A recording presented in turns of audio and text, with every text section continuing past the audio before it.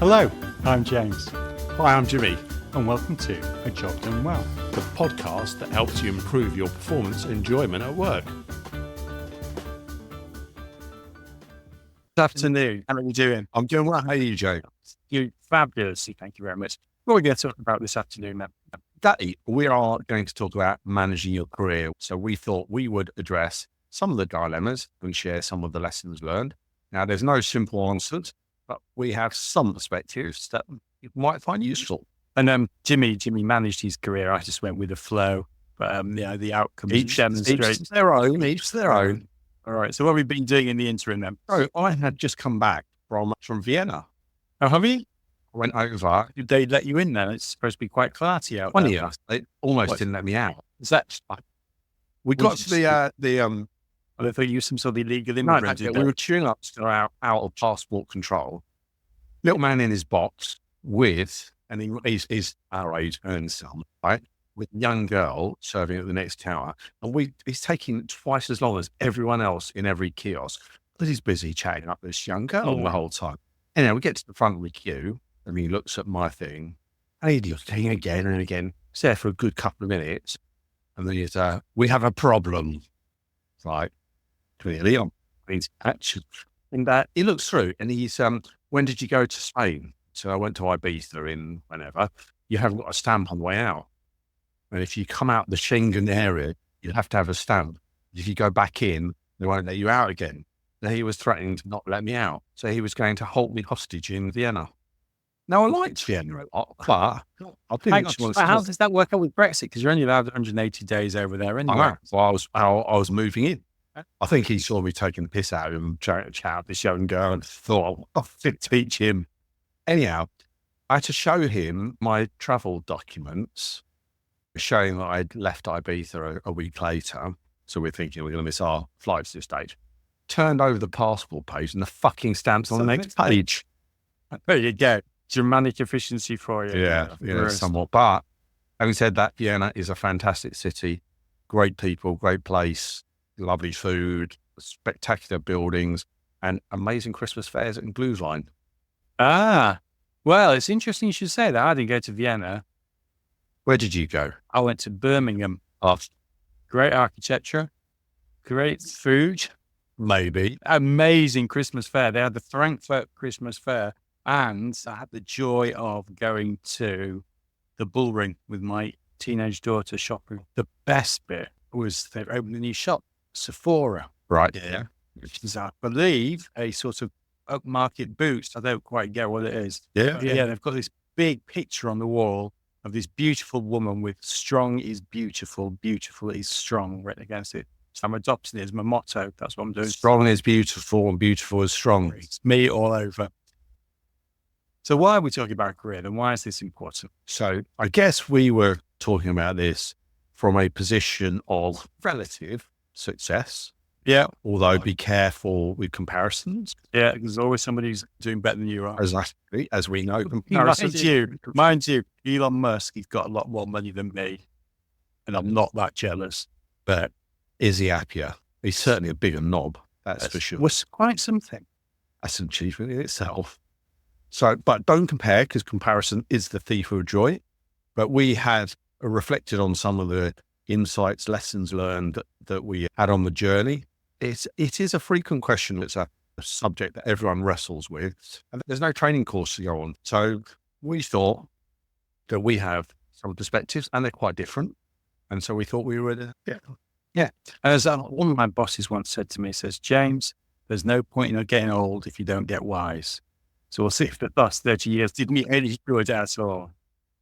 So this episode, I started thinking about this and it reminded me a little bit of that song. What was his name? Baz Luhrmann. right. What's it called? Wear Sunscreen. Oh, yeah, I remember that. Yeah. Jesus, that was a few years ago, right? Well, it's very nice. But I went and I had a look. It's actually quite a good song. I'm not sure if it's musical content. Musicality. Yeah. I'm not sure if it's musicality, but it's actually got some quite good lyrics in it. And I went through that and I've highlighted a bit. So according to Baz Luhrmann, you should not worry about the future or worry, but know that worrying is as effective as trying to solve an algebra equation by chewing bubble gum. And then he goes on to point out that the real troubles in your life are apt to be the things that never crossed your worried mind, the kind that blindside you at 4 p.m. on some idle Tuesday. So my first piece of advice was you can skip this podcast altogether and go and listen to the Baz Luhrmann song. It's about 3.5 minutes long. It'll give you much more useful advice. Wear sunscreen. No, wear sunscreen. Sorry.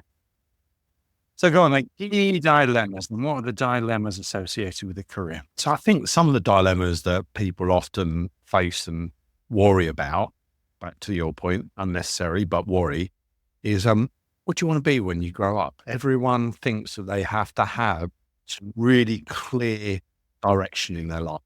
And my daughter is what she lowest sixth form, and they're all talking about which university you want to go to and what you want to study. And you're making decisions and you haven't got the faintest idea. Lots of them all want to be dentists. Apparently, dentists earn more on average than any other university career. So they're all lining up to be dentists. Yeah, but you've got to stare at spit 30 minutes. Why would you do that? You've got to look in people's mouths and smelly breath. So, you know, there you go. There's more to it than money. But I've read a while ago a really helpful book. If you haven't read the 100-Year Life, it's worth having a look at that.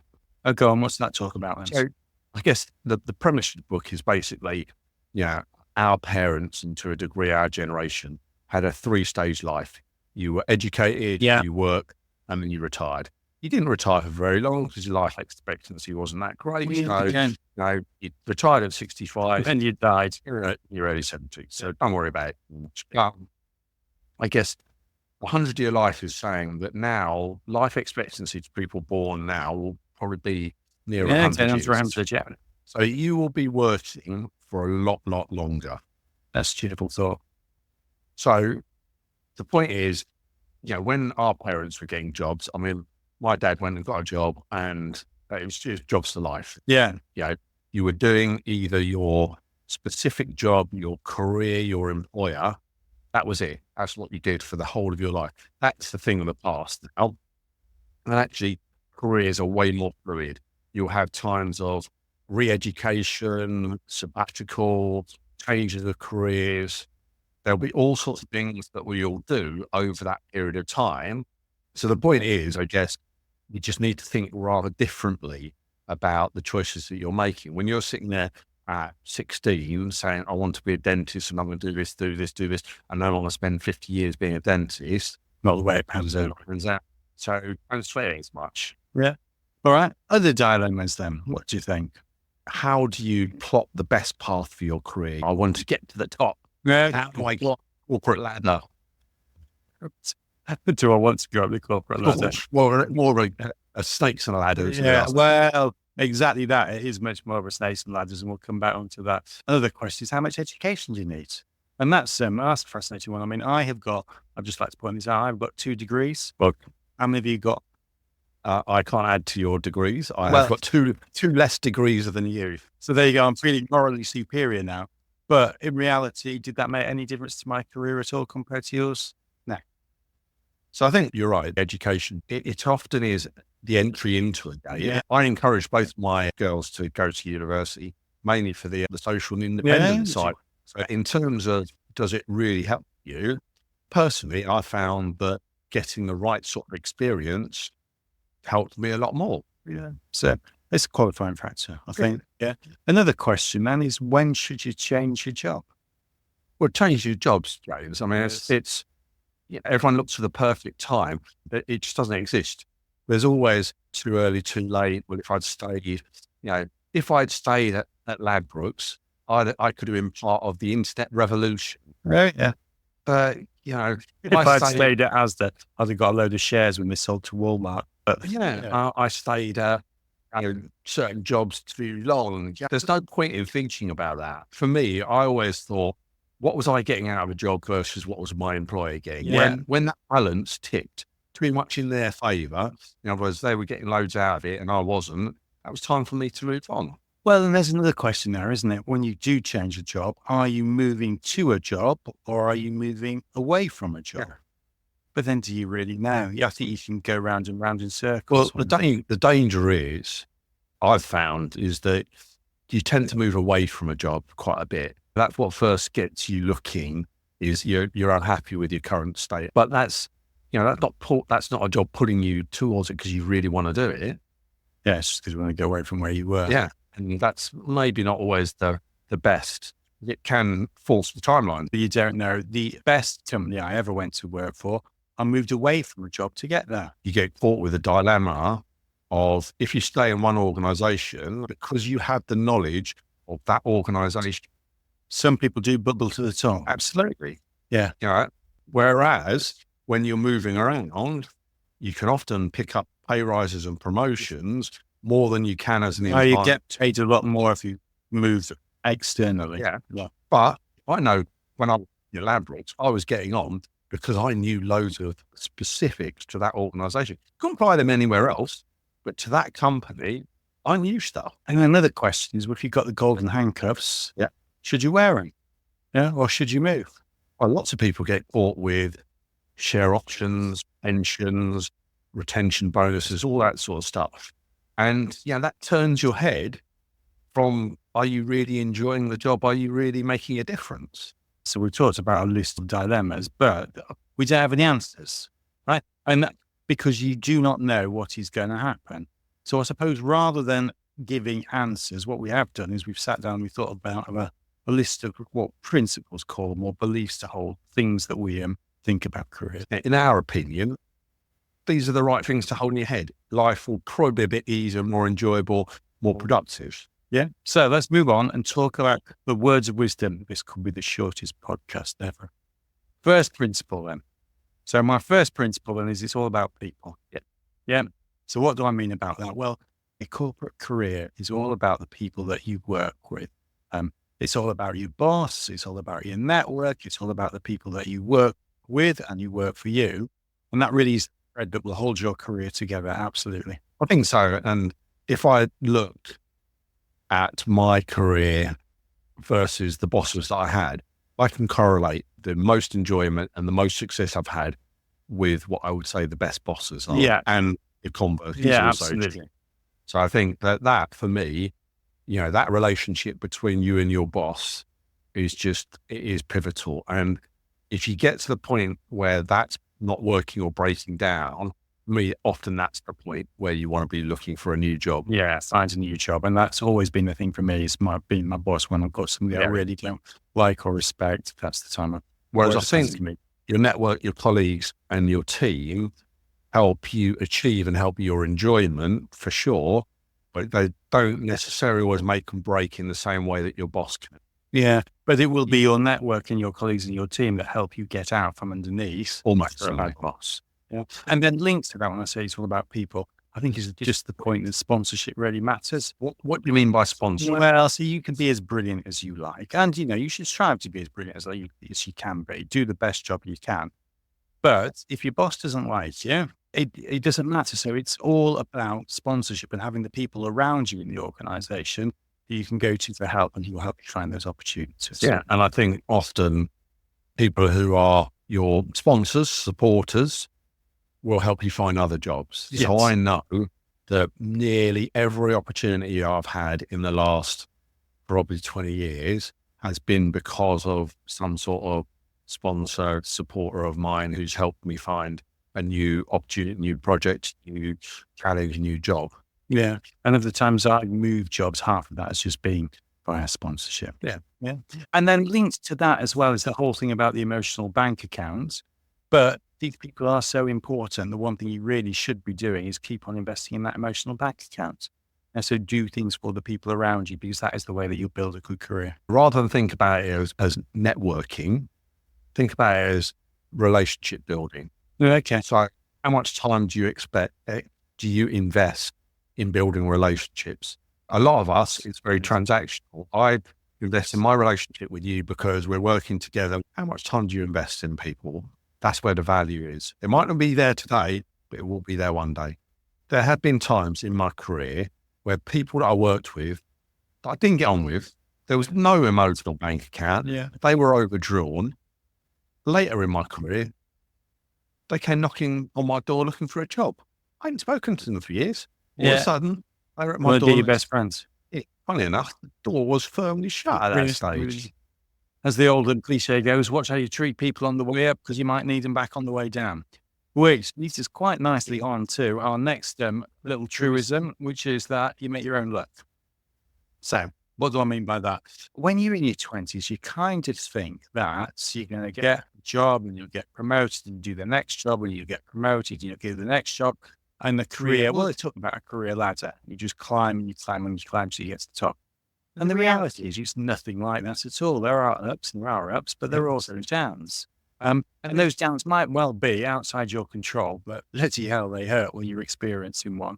When you get one of those downs, learn what you can from it, but pick yourself up, because it's all about how you pick yourself up and what you do next. That's the most important thing. Yeah. If you're investing time in your relationships that may help you with your career, you are making your luck. Yeah. You know, I've had ups and downs in my career. I've got demoted, got made redundant. There's all sorts of stuff that's happened to me, but I've always worked, focused on making my own luck. There will be ups, there will be downs. It's like a little bit like, career snakes and ladders. Yeah. Whereas you seem to always think it's just ladder. The show you're listening to right now brings you insights to help you improve performance and enjoyment of work. It takes a long time to produce, but we think it's well worth it. It's all in the name of helping you get your job done well. All we ask in return is that you share the link to this show with someone that you think would benefit from it. And if you haven't already, click on follow the show wherever you're listening to this podcast right now. Anyway, let's get back to the show. Next one is try different things. Now, this one's going to sound a bit random, but I'm a great believer that the number of companies you work for extends your life. Yeah, it is, right? So why do I think that? Well, I worked, in the past, I worked for Unilever. I worked for Unilever for 8 years. I also worked for Asda. Yeah. Yeah, a bit of a mistake, not my cup of tea. I worked for Asda for 8 months. Yeah. But the funny thing is, looking back, it seems like the same amount of time. I got as many memories out of Asda as I did out of Unilever. It's losing your marbles, James. Whereas I worked with a guy once, I did some work with a local council, and I was sitting next to this guy. I was in my 40s at the time, and he said, "Yeah, I've been here 20 years. It doesn't seem that long looking back at it." At which point I thought, "Oh my God, you've been sitting at this desk for 40 years." Yeah, I'm not sure I'd go as far as different companies extend your life. However, I do agree that when you talk to people like your man who's been there 20 years, one of the first things people who've been in companies a long time say, been here 20 years, I've done lots of different jobs. I would say lots of different jobs. I think what people underestimate is the amount of learning that you get by moving to different organizations versus different jobs within one organization. Oh, yeah, and absolutely. And it all comes down to culture. So I have worked for some truly fabulous organizations, and I've worked for some real shockers. Yeah. And it's just about the way they're managed. But you don't know until you try these things. And I do think that both in terms of refreshing yourself, learning and enjoyment, and therefore, I suppose, to your point, extending your life. Yeah, actually changing jobs is a real experience. Yeah. It's not straightforward.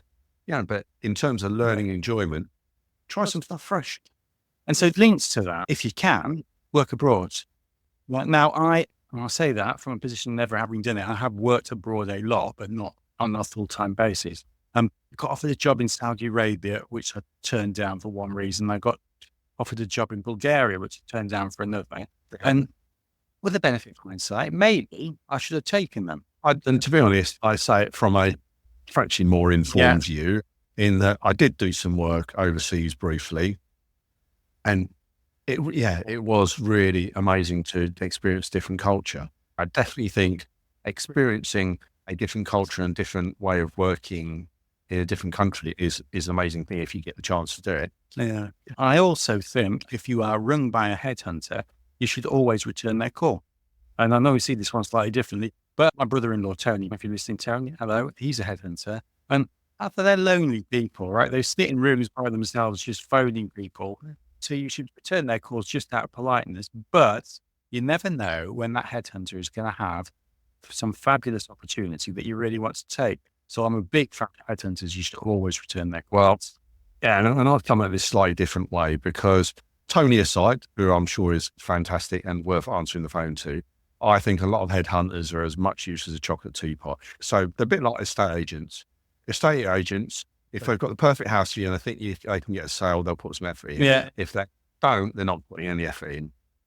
They are fundamentally lazy creatures. You think? I think headhunters are very similar. That's not to say they don't work hard, they don't make lots of calls and all the rest of it, but in terms of their ability to help people, I think they know who's paying the bills. But For me, I would invest more time in my relationships and my network than I would in headhunters, because I think that's the way of finding work. and maybe do both. Yeah. The next one is always try out that new job, that new responsibility, that new skill, because you've got no idea where that's going to take you either. One of the things that we often think about new jobs, new skills, is we expect to be able to do 100% of a job. When somebody writes a job description, it's like a massive shopping Yes. list, and you unless you can tick every box, don't even bother.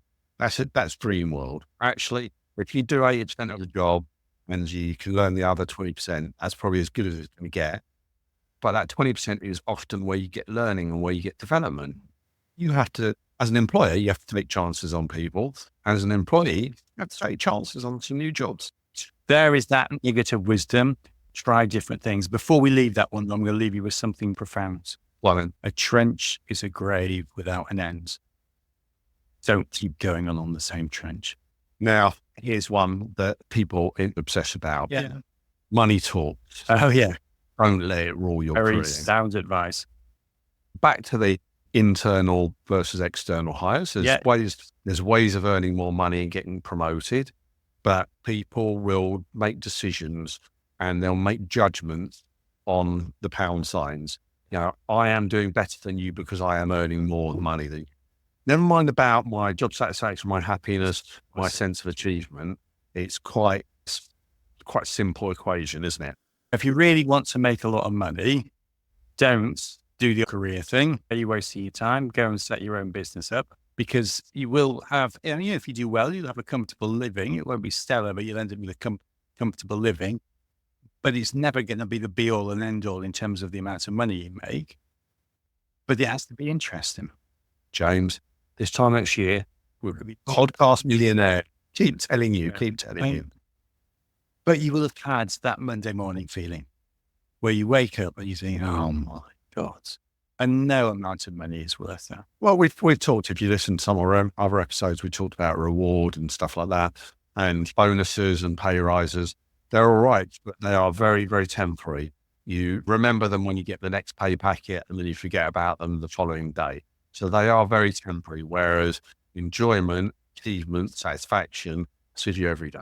If your job is sucking the life out of you, and we've all been there, remember it's a big wide world. Somebody else out there will pay you as much money, probably more, but you just need to go out and find it. I've been guilty of this. You keep score by money and job titles, and that's a fool's errand. Right, next one then. It's deep. Don't let work define you. Go on. Right. So my pet peeves, right? Once a year. Can we do this in 30 seconds, James? Because you are going to mention performance management, and then we're going to lose the next 10 minutes of our lives. Right then, hang on. 30 seconds starting from now. First of all, it's an HR box ticking exercise. Secondly, a ranking in the box after a year is far too late. Thirdly, performance rankings are just a game, and you'd be far better off having an honest conversation with your boss and having that on a weekly or a monthly basis. And I have seen so many people get so upset by their year-end rating, and it just isn't worth it. So there you go. 28 seconds. 28 seconds. So don't let performance management define you, but also we get defined by our job titles. When you talk to people and somebody says, what do you do? 9 times out of 10, you will tell somebody what your job is. Yes. You won't say, I'm a keen golfer or I'm a dad. You will say, I am chief operating officer, or whatever your job title is. And so we get caught up in that way of thinking. The point that we both realize is that All of a sudden, that job title's disappeared. And then you're grasping around thinking, well, who the hell am I now that my job title's gone? So don't let that define you. Very similarly, don't let the environment you're in define you either, because people will do the wrong thing because everyone else is doing something a certain way. So, for example, the post office thing, because people must have known they were doing the wrong thing. They were doing it just to fit in. Don't let the toxic environment define you. To move on. Next one then, if you change things, you need to be clear and transparent and honest with yourself about your reasons for changing. So there are a number of things that might be important to you, your family, money, security, job, the prospects, whatever it might be. Decide how you are playing those things through in your reasoning. Whilst you don't have to know exactly what you want to be when you grow up, being clear about what it is you're trying to achieve with your career does help. So what's your purpose? What are you here for? What's your sense of direction? What's providing you with your motivation? So what drives you forward? Yeah, and I took a pay cut when I came to work with you the first time. Because you got the benefit of working with No, it wasn't. So the reason why I left this fabulous job to go and work with Jimmy is that my wife was living in Nottingham. I was working in Slough and we wanted children. And I can tell you categorically that the M40 is the best contraceptive known to man. So be really clear on your reason, what's important to you. The other thing somebody once said to me, a very wise man once said to me is, you have to do what you think is the best thing. So if you've made that decision that you're going to be on that train to London every morning at 6:00, that's great, but be clear in your mind that that is why you are doing it. And you honestly believe that's the best thing. Because the last thing you want to do is live with regrets. Yeah. And I think that, try and think a little bit deeper than I just want a money or promotion. What is it you're really trying to achieve in your career? What is really driving you? And look forward. And who was that wise man? I was yeah, all right. Moving on. Then the final one, we call it play the long game here. But I work for a chap called Lee. We both work for a chap called Lee. And Lee once said to me when I was in my early 30s, he said, when you get a bonus, don't spend it, save it, because that's how you create wealth. The point there is, in the nicest possible way, the most important thing you can do about getting your career is what is rather crudely known as fuck you money, when you can tell people where they can stick their job. Well, we're getting into your personal financial strategy here, James. I go the other way. I think the bonus is there to be spent. I always aim to enjoy my bonus. But I think your point, which is a great one, is whatever it is, play the long game. Stop making decisions based on today. So good example, in one organisation, we were doing some work on pensions. Yeah. And not everyone can think the way that you described, so because you've got to relate to your future self. What does your future self in 10, 20, 30, 40 years want? Your future self may well want you to save your bonuses, but we don't relate to our future self. We did some research and we found that you relate more to a passing stranger in the street than you did to your future self. Well, I'll take that research and I'll top it. There was a pension provider. And what they did as an advertising strategy was they took videos of people and then with a bit of fancy graphics and AI, they made those people look 20, 30 years older. And then all of a sudden, when people were faced with a picture of themselves 20 years older, then they started to think about saving for the future. So we talked about some dilemmas that you face and our perspective on those. Then we talked about some ways of thinking and approaching your career. But if we just take career advice, James, what's the top 3 bits of advice you were given around your career? Well, I think the one which I was given far too late is that culture is everything. All organizations are different. Move around until you find an organization that you really like working for and then stay because it's where you fit. That will be my number 1 piece of advice. I was lucky, right? I was employed for 33 years and I got out, I suppose, relatively early. It's a long time to do something you enjoy with people that you like. And the third one, because I'm just Mr. Stingy, save your bonus, put it away. Your future self will be glad that you did. Squeaky door. Yeah, how about you? Well, my top 3 would be own your career. Don't let others control your destiny. Also, I keep saying to my girls, find something that you're good at, you enjoy, and the world needs. Then you do that, you're gold. And then finally, my third bit would be that nothing ever goes to plan. Plenty of snakes. It's a winding road. Don't beat yourself up about it. Yeah. So I think we should leave it with Baz Luhrmann. Don't worry about the future, or worry, but know that worrying is as effective as trying to solve an algebra equation by chewing bubblegum. Do you know what else he said?